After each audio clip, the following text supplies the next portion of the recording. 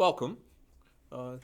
We are doing a Bible study tonight, and the Bible study is on the Epistle of James, which is a New Testament letter, and it's toward the end of the New Testament, and it's only 5 chapters long. So James is probably not one that we are that familiar with, and moreover, it's not terribly complicated in terms of the message that James is giving us.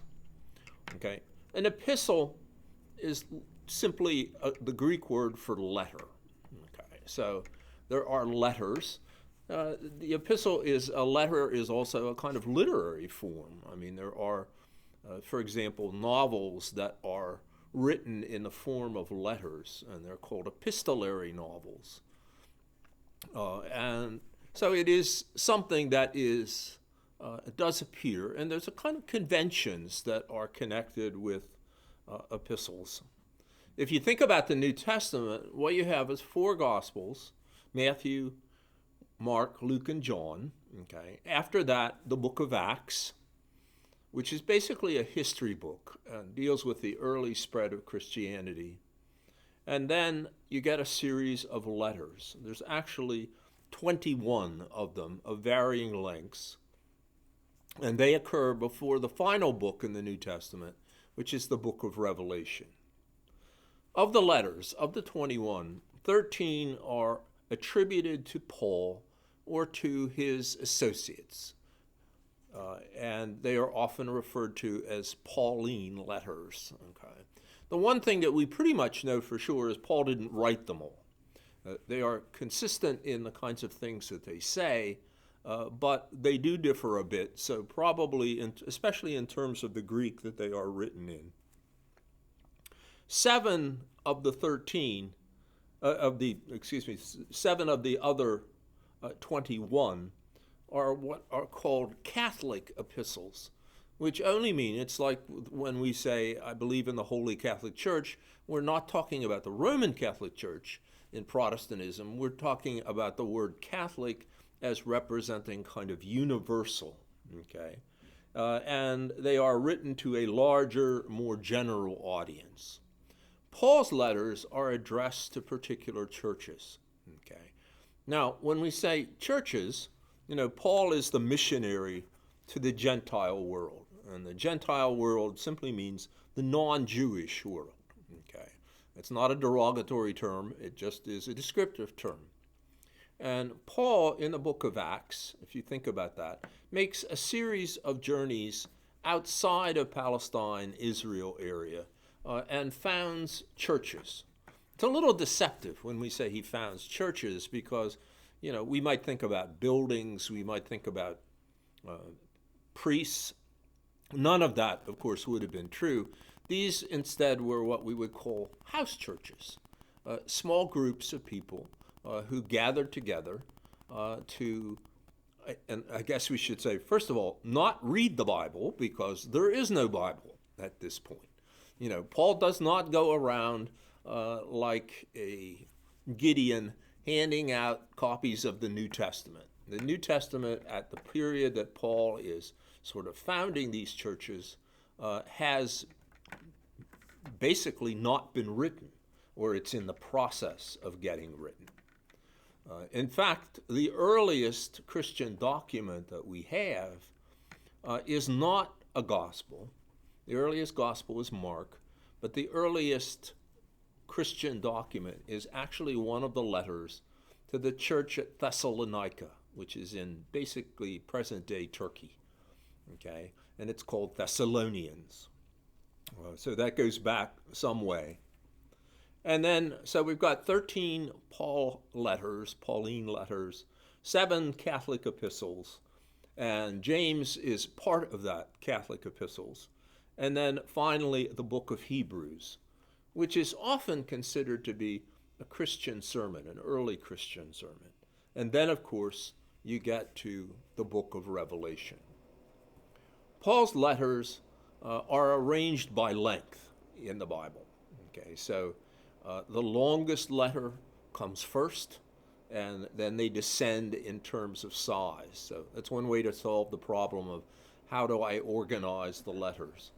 And the titles of the letters, of course, are taken from the geographic area, the church that he is addressing. So, for example, the book of Romans is a letter to the church in Rome. The book of Thessalonians is a letter to the church in Thessalonica. And that's true for all of the letters. And they are arranged, as I said, by length. Okay. And typically, especially in Paul's letters, they follow typical letter conventions, okay, in that you will have a standard opening in which the sender addresses the recipient with a greeting. And that would be analogous to today if you are sending a letter to a friend or a relative. You might say, "Dear so-and-so," and you would say, well, that's a salutation, that's a greeting. And then there would typically be a prayer or a wish for the health of the recipient, and then it would close with some kind of formula of farewell. So particularly the letters by Paul do very much follow a kind of letter writing convention.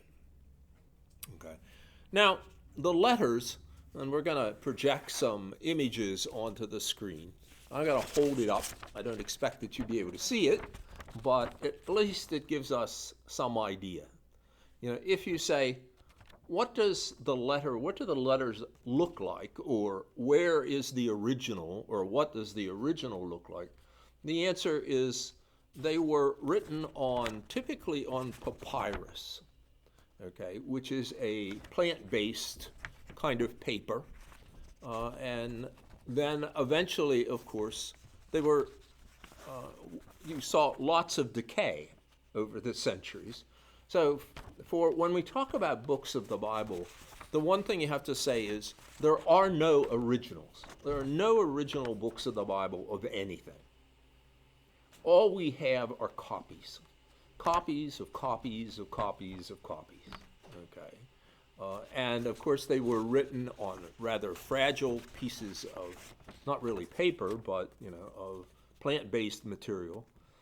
And they have decayed over the centuries and were not necessarily, taken care of and preserved. So what you end up doing for all of the books of the Bible is biblical scholars, whether they were Jewish scholars or Christian scholars, have spent centuries sort of poring over the manuscripts and trying to decide what might be the earliest and what happens in terms of transmission.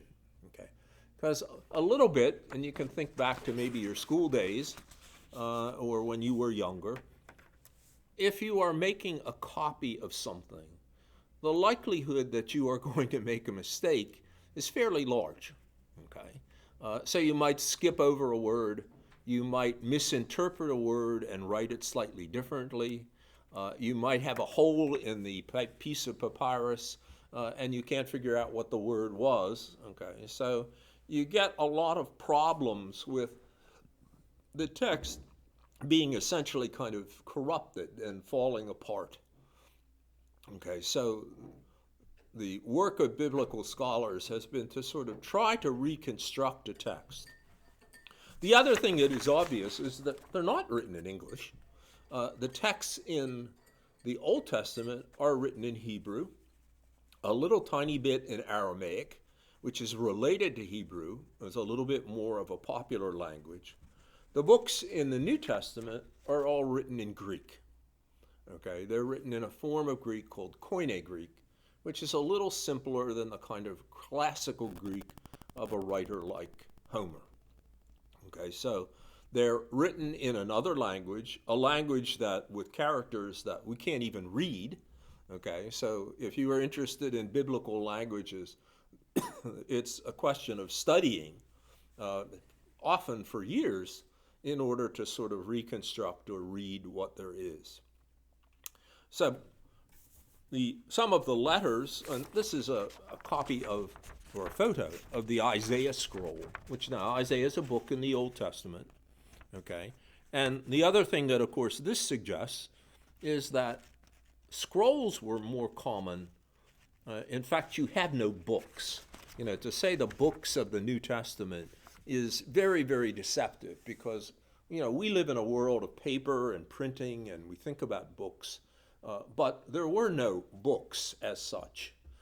These are, if you think about the New Testament, they're basically rather small texts, okay, that were hand copied on scrolls, okay, or on sheets of papyrus, which meant, first of all, that goes back to Paul not handing out New Testaments, to say that the book as we know it doesn't exist, and people by and large, couldn't read. So there's no point in giving somebody a book if in fact they can't read the language that it is written in. Okay, so printing, what we think of as printing, it doesn't come around until the 1450s, and that involves Gutenberg and the invention of movable type. And once you are able to do that, you get printing conventions.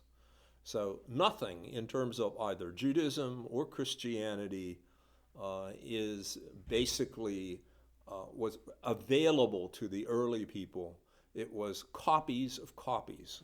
Obviously, if I have a copy of the Isaiah scroll or a copy of a New Testament text, and you say, well, I'd really like to have one of those, the answer would be, well, you have to arrange for somebody to copy it. Okay. And the other thing, of course, is that you never have dates on the manuscripts. Okay. So there's no way, if you're looking at, 8 fragments from one of the Gospels, how do you know what is the first one, the earliest one, and what is the latest when you have no dates on this material at all? Okay. And often dating is done. Now, the people who do this, the biblical scholars, either Jewish or Christian, are very devout people. I mean, you wouldn't spend your lifetime working on something like this unless you really had faith. Okay, this is not the kind of thing that a skeptic would get involved in. Okay, and it's extremely difficult. People have spent their entire lifetime sort of poring over these things. So if we go back to thinking about the Epistle of James, we would say it would have existed. It's quite early, okay, probably as early as mid-60s, maybe 68. We can put a kind of closing date on that because the James, who we assume is the author of the book, is martyred in the middle 60s. Okay, so obviously he can't write the book if he in fact is dead.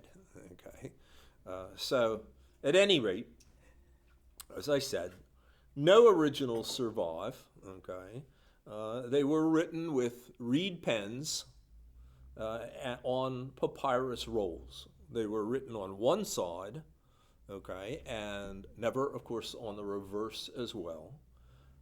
And the letters that were sent to the churches were prized by the churches, and in fact were often passed around. They were read aloud. Remember that most people could not read, so the sense of kind of quiet or private reading that we have is not something that existed in earlier times.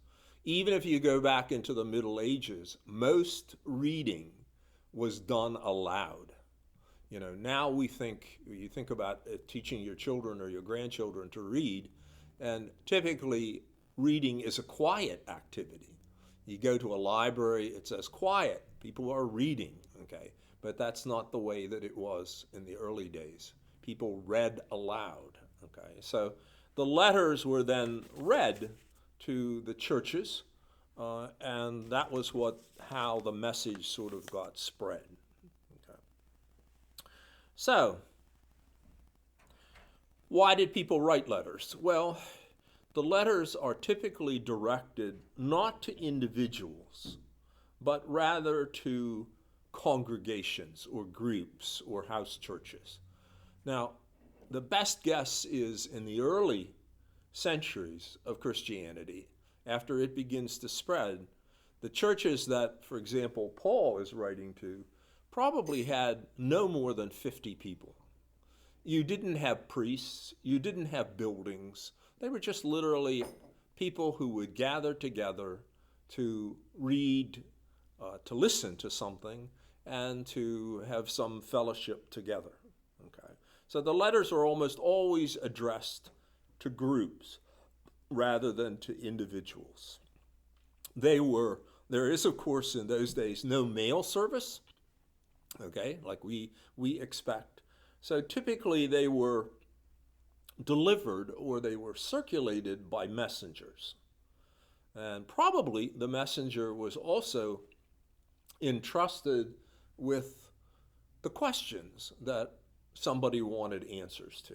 Okay, so the epistles were designed to settle some kinds of issues. Paul went around founding these churches in the Greek-speaking world, okay, and then of course he left. So there is no one, he is the authority. And if problems arise in the congregation, disputes, somebody is killed, whatever, typically the church would then reach out to somebody who was regarded as an authority and ask the question. Now, if you think about a letter, you would say the other thing that is true about letters is that they represent only one side of a correspondence. So we don't have any idea what the letters were like that might have been sent to any of these writers, with a list of questions or whatever. All we have is the response. So the best that we can do is sort of read the letter and try to figure out what was going on. What was the question that was being asked? Okay, and of course, sometimes it was certainly not simple. May have been considerably more complicated. Okay, and moreover, it doesn't necessarily follow that the letters themselves, the questions, let's say, that were sent to Paul or to James or to anyone else, were in written form. You might simply have entrusted a messenger to ask a couple of questions. So there may have been no artifact on which the letter is replying. So you have to sort of make some summations, some guesses about what is going on in the process. And as I said, the letters were then read aloud, okay? And typically, even the longest letters were read in a single sitting, okay? As I said, the earliest letter comes before the date of any of the Gospels, okay? The first one in the sequence, the earliest document is a letter to a church in Thessalonica, okay? And that comes before Mark's Gospel, which is the earliest of the Gospels. Remember that Mark is written probably around 60, 65. Matthew and Luke probably in the 70 to 80s. And then John, typical date for John is maybe the 90s or the year 100. Okay, so they don't all appear at the same time. They appear in a sort of staggered interval. We know that Mark is the first, the earliest. Okay, it's not arranged that way in the Bible. If you think, what's the first letter in a New Testament? It's Matthew. Matthew is more popular than Mark. But the thing that, and I've said this so many times in church and in Bible study before, if you have difficulty, if you think about a passage or something that happens in one of the Gospels and you say, where does it occur? And you should be confused from time to time. You might be saying to yourself, wait, is that in Matthew? Is that in Mark? Is that in Luke? And the reason for the potential confusing is that basically Matthew, to use a modern word, plagiarizes Mark.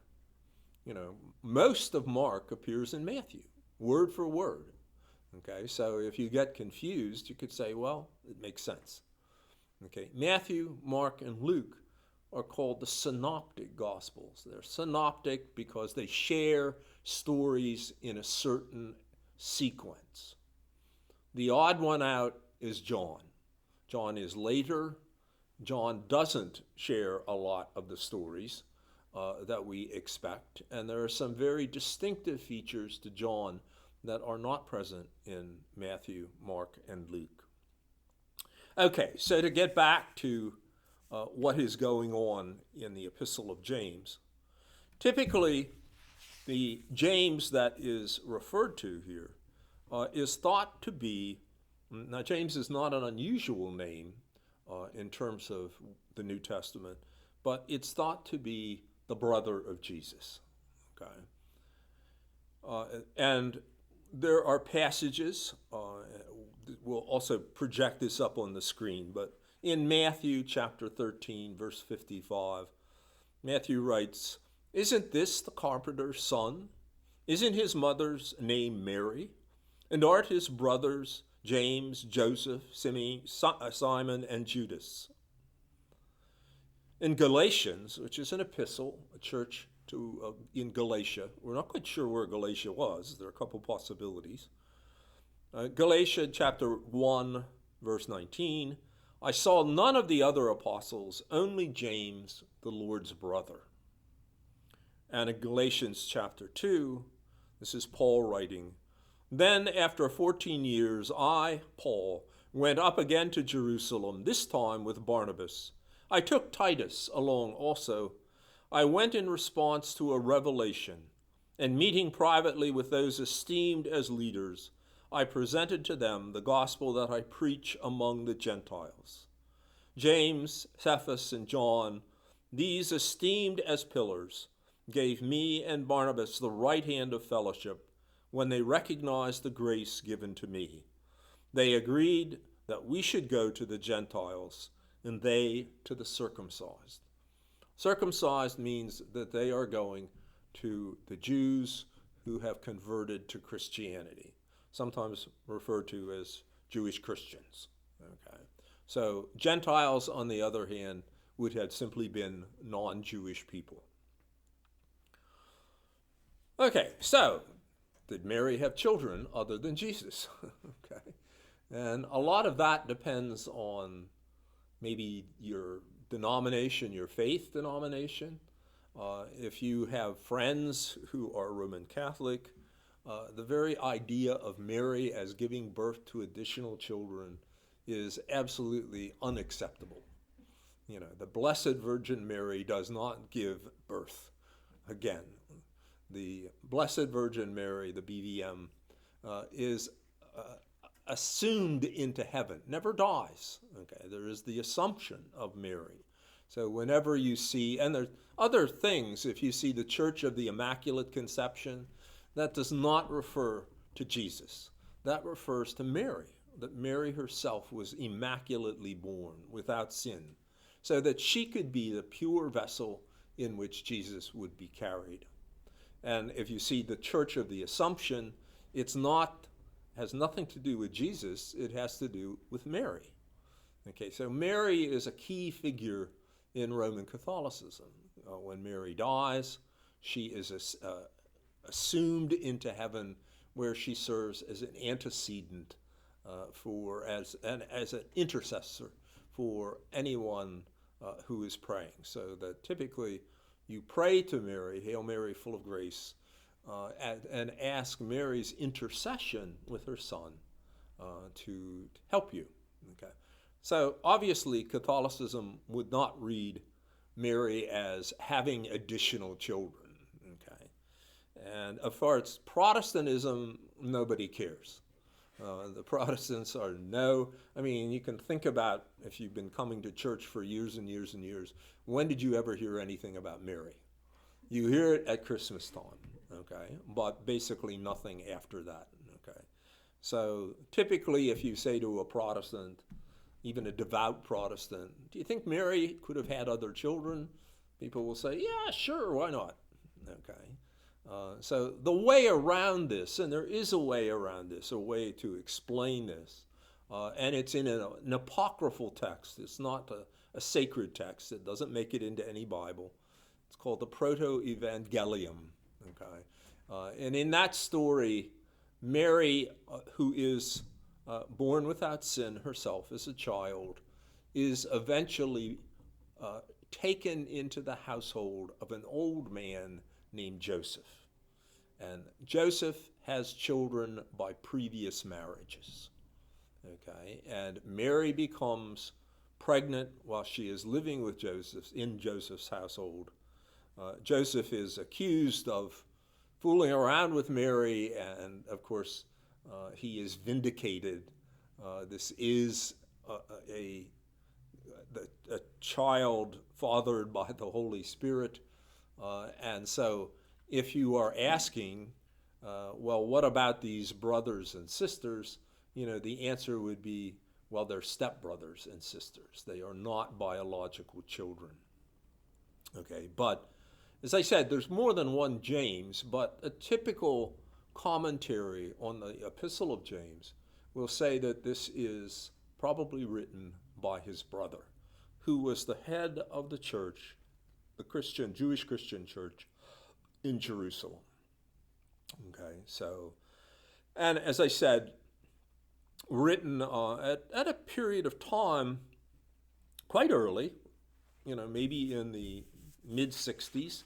In fact, sometimes people say, well, it was probably written and then rewritten at another time, that it might have been original, had then been amended in some ways, maybe 20 or 30 years later. But it's really among the earliest pieces of writing. What was going on, if you look at the opening lines, and you can go to James, and James writes, James, a servant of God and of the Lord Jesus Christ, to the 12 tribes in the dispersion, greetings.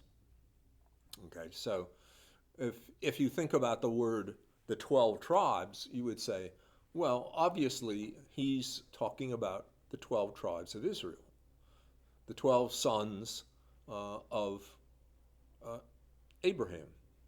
Okay, and 12 sons of, eventually become the tribes and when you hear the word dispersion, you think of a word like diaspora, about the spreading of these people into other areas. So we would judge from that James's primary audience are probably Jewish Christians, that he is addressing them. And he is the letter is very heavy on what we in English call the imperative. The imperative is giving a kind of command or urging somebody. So if I say something like, listen, I put the verb in the imperative, okay? Or if I say talk, it's an imperative form. And James's letter is very much a kind of directed toward this, telling people basically what they should be doing, okay? So as I said, scholars often date it, first of all, to the early 60s, because remember, James dies in the mid-60s or mid to late 60s, and then assume that maybe somebody made some changes in the 80s to 90s. But in the 60s, there were some terrible things going on, particularly in Jerusalem. And this is not something that typically we pay much attention to. But what had happened, or what does happen in Jerusalem, is that there is a revolt. If you think about the Gospels, you would say, what people have wanted Jesus to do? And the answer should be, they want him, among other things, to get rid of the Roman army, the army of occupation that is in Jerusalem. Okay, and there was a great deal of resentment, of course, to the army of occupation, and eventually what happens is there is a revolt of what are typically called zealots. A zealot is somebody possessed by a desire, a strength of their belief. And there is a revolt in Jerusalem by the zealots against the Roman army. Okay, and what this eventually ends up doing is it ends up destroying Jerusalem and the temple, and all of the people who were in the city who did not, in fact, get out in time. Okay, so one had to be very careful in dealing with the Romans because they could be absolutely ruthless in terms of their military skill and their prowess. So what happened was the temple was destroyed. Okay, and it's destroyed by the Roman army. It's burned in part by the Zealots. Okay, and there is no temple again. The temple was never rebuilt after this period of time. And Jerusalem was sacked, and anybody who wasn't killed was eventually then ended up as Roman prisoners. And so after the Roman army killed the armed and the oldest people, 97,000 people were still enslaved. Okay, so many of those who were sort of capable of being battle ready were turned into gladiators and forced to fight in the Roman arenas, and of course perished in that particular way as well. So James is basically, you would say, what is James trying to do in the letter? And he is trying to he appeals to those who consider themselves Christians to adopt a courageous faith that will help them cope effectively with the trials of life and will produce in them heightened moral integrity and loving actions.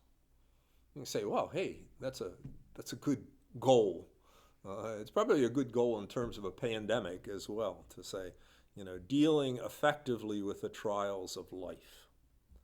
And so James addresses the audience. He's exhorting the audience. He's telling them what they should be doing. Okay, and he condemns certain things in them, and we'll read some passages from them. He says, first of all, endurance is something that should be cultivated. My brothers and sisters, whenever you face trials of any kind, consider it nothing but joy, because you know that the testing of your faith produces endurance. And let endurance have its full effect, so that you may be mature and complete, lacking in nothing. Okay. He also has lots of words, as does Jesus in the New Testament, about the dangers of wealth and how you treat people. He says in verse 9, let the believer who is lowly, and by that we might say who is economically challenged, boast in being raised up, and the rich in being brought low, because the rich will disappear like a flower in the field. For the sun rises with its scorching heat and withers the field, its flower falls, and its beauty perishes. It is the same way with the rich. In the midst of a busy life, they will wither away. Blessed is anyone who endures temptation. Such a one has stood the test and will receive the crown of life that the Lord has promised to those who love him. He's very big on generosity, okay? And he says, every generous act of giving with every perfect gift is from above, coming down from the Father of lights, with whom there is no variation or shadow due to change. You must understand this, my beloved.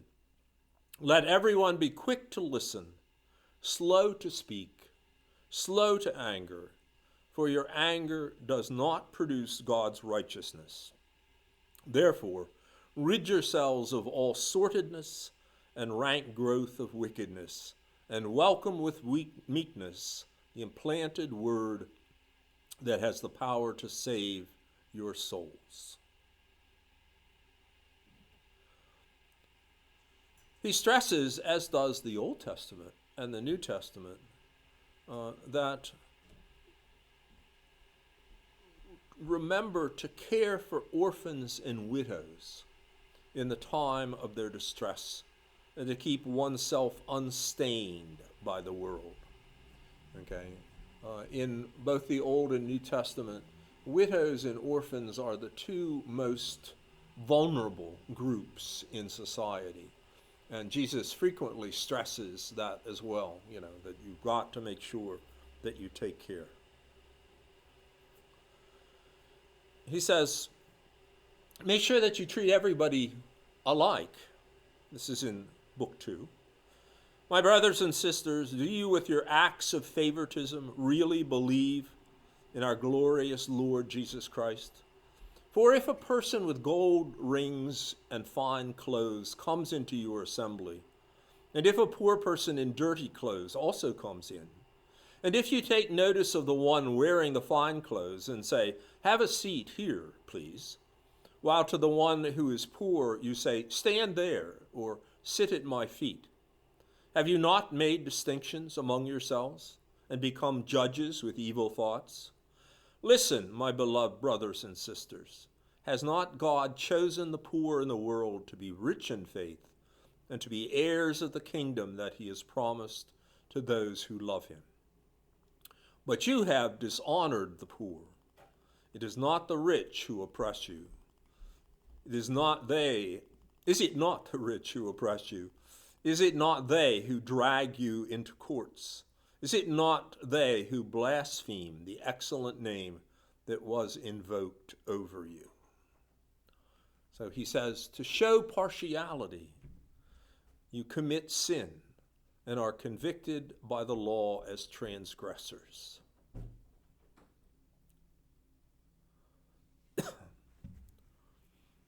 He goes on and takes a position that's a little bit different than what we see in Paul, because he talks about, and you can kind of expect that when he's talking about widows and orphans, he urges people to say that it's not faith, but faith and works that are crucial. If you say you have faith, but do not have works, can faith save you? If a brother or sister is naked and lacks daily food, and one of you says to them, go in peace, keep warm, and eat your fill, and yet you do not supply their bodily needs, what is the good of that? So faith by itself, if it has no works, is dead.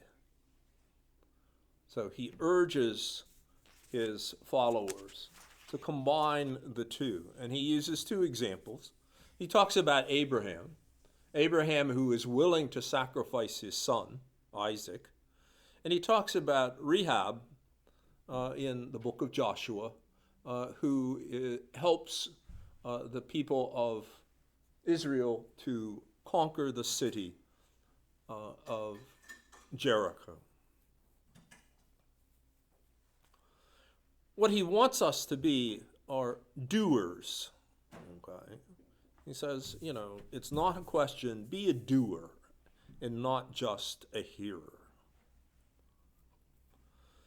He urges people to keep the whole law. Okay.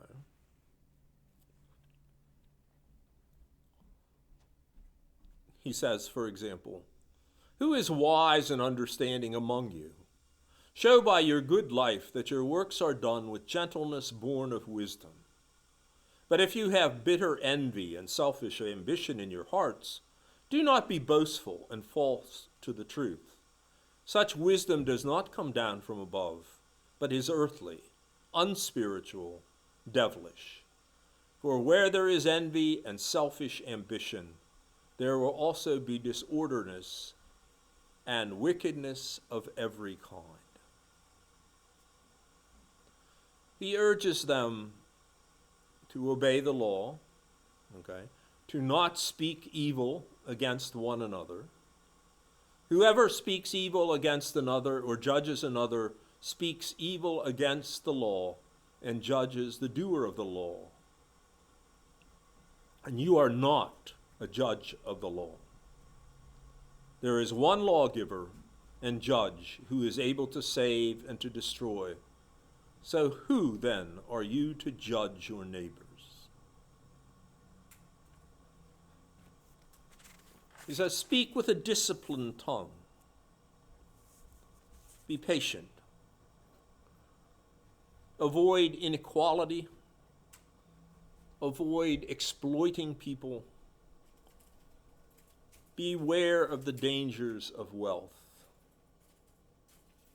And most particularly, be patient.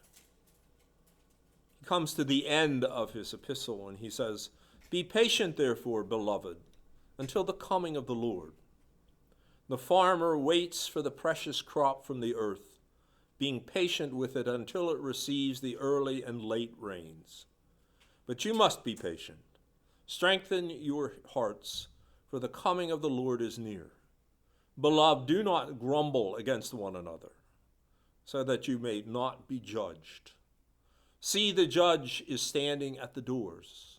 As an example of suffering and patience, beloved, take the prophets who spoke in the name of the Lord. Indeed, we call blessed those who showed endurance. You have heard of the endurance of Job, and you have seen the purpose of the Lord, how the Lord is compassionate and merciful. Above all, my beloved, do not swear, either by heaven or by earth or by any other oath, but let your yes be yes and your no, no, so that you may not fall under any condemnation. And so he's trying to encourage. It's a book of saying we're facing trials, difficult times. And of course, as a small church, cut off from the larger church as it's developing in the world, he's urging the believers to, pray in all situations, to follow the Lord's law, to be faithful, to be sure that you do not treat different people differently, and most particularly, do not treat those who are wealthy better than those who are poor. Okay.